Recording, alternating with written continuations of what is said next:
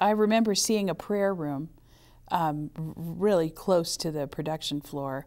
How do people use that? I know Muslim employees, of which you have many, need to pray a few times a day. How does that get scheduled in, and what's the culture around that prayer room?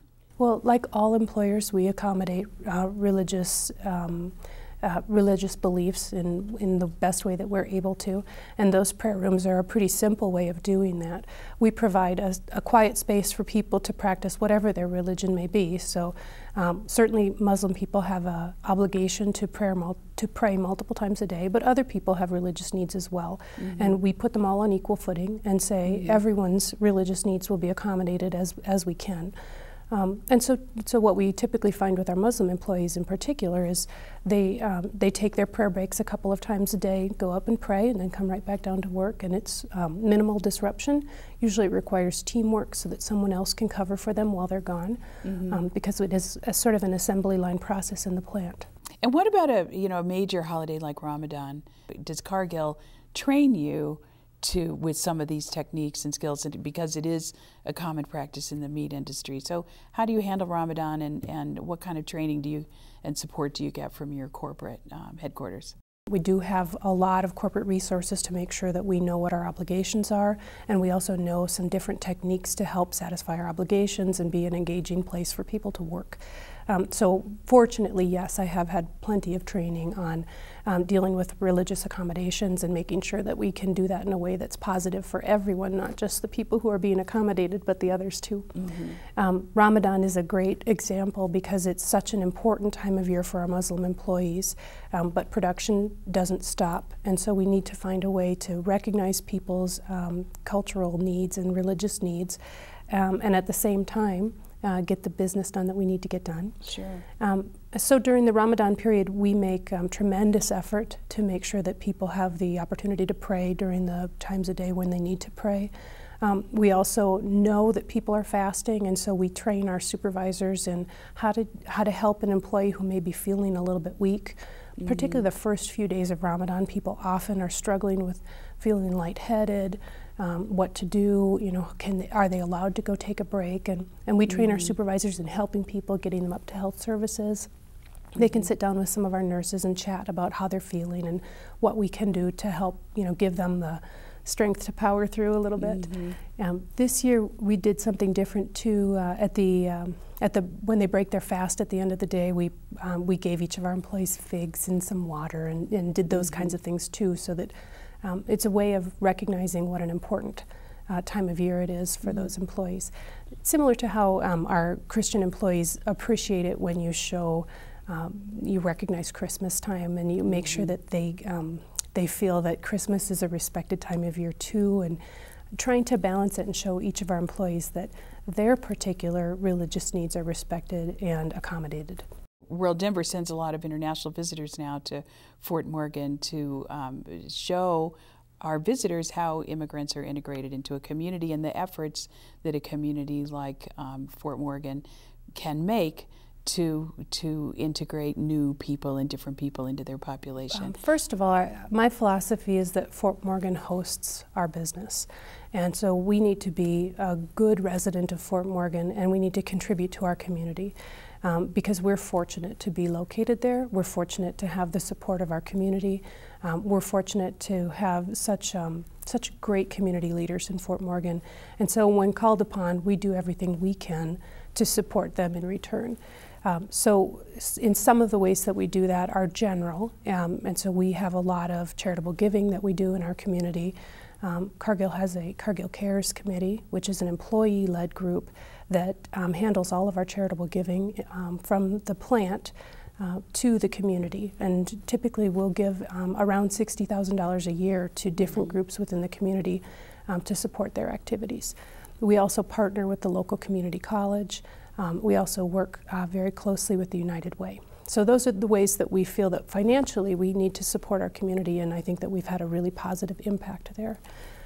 Specifically on the issue of diversity, we believe that it's our role to create a good place to work and to give our employees some of the tools that will help them be good citizens. Ultimately, many of our employees go on to attain their citizenship if they didn't start out as citizens. And so we want to make sure that our employees can participate fully in community life. So to that end, we have a workplace education center in our building where our employees and their family members can come and take classes free of charge. That's a partnership with the Morgan Community College. And they can learn English, they can study citizenship at different times, they can work towards a GED, or also build certain work skills that perhaps they need to work on, some computer skills or things like that in order to grow in their careers. And we think that's a really important thing to do when you're working with people who have maybe just come to the U.S. and didn't bring a lot of those skills to the U.S. with them. We want our employees to grow with Cargill. We have lots of management positions, as I said, that people can grow into, but we don't mind if they take those skills and maybe go work in a bank, or later on they may become a nurse or something like that. That's a success to us if our employees go out to the community and take those skills. So those are some of the things we do as an organization. Personally, I'm really committed to the work of the Morgan Community College, so I work with them because they're helping train the residents of Fort Morgan. They're providing a really important service to our community, and I feel really committed to what they're doing, so I spend a fair amount of time with them. Okay. And then I also work with One Morgan County, which is a local nonprofit that helps to try and create an environment that is diverse and inclusive within our community. And that's specific to refugee and immigration issues and how we knit together all of the different groups in our community to make it a great place for everyone to live. Give us an example of maybe the toughest problem that you've had to deal with in the realm of integrating different workforces in the plant. Well, it's always difficult when you have a new group that's come in that has some challenge that you haven't faced before, and so you haven't got tools in place. And so in Fort Morgan at Cargill, when we had the East African refugees come to our facility really for the first time around, call it 7 years ago, accommodating the prayer request was a question we didn't know how to do necessarily. It's difficult in a production environment and in a where there's an assembly line type of an environment to allow individuals to come and go from the production floor. And that took some work and some effort to get to the point where we knew how to do it. But we were really committed to figuring it out. And after a few years, we got to be pretty smooth at it. We find that no matter what the challenge is, if you try, if you make an honest effort, eventually you'll figure out a solution. And that's really what we try to tell people is if you're going to have a truly diverse and integrated workforce, which so many of us want, you just have to commit to continuous improvement. You don't have to have perfection immediately. You have to work towards it. And you have to understand that there's going to be significant effort all the time. And we're okay with that. That's a big part of what we do. As the plant manager, sometimes people expect that I will be an engineer by training. Or a man. Or a man. And they'll sometimes say to me, what kind of engineer are you? And I want to tell them, I'm a people engineer, right? Because that's really what I do, is work through people issues and make sure that those 2,100 people that we employ are able to do their jobs and work in a great environment. Great. And I'm still not a man. You're still not a man.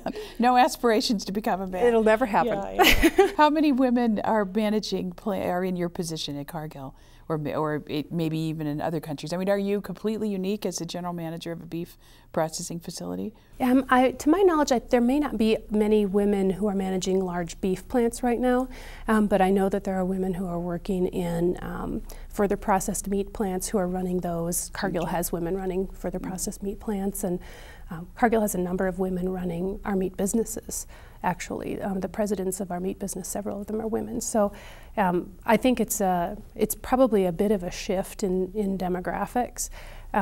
But it's certainly a welcome one. I mean, anytime you have more balance and you have different perspectives, I think you get a better result. So, so we like to we like to say we're working towards balance. Yeah. Would you recommend it as a career for young women to go into? Oh, absolutely. Absolutely. It's so much fun. And it's really the chance to touch so many lives.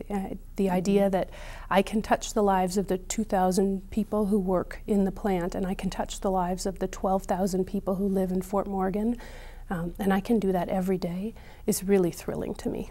Thanks for sharing what you know with our listeners and our viewers, and with our visitors when they come to Fort Morgan. It's my pleasure. It's so much fun to do.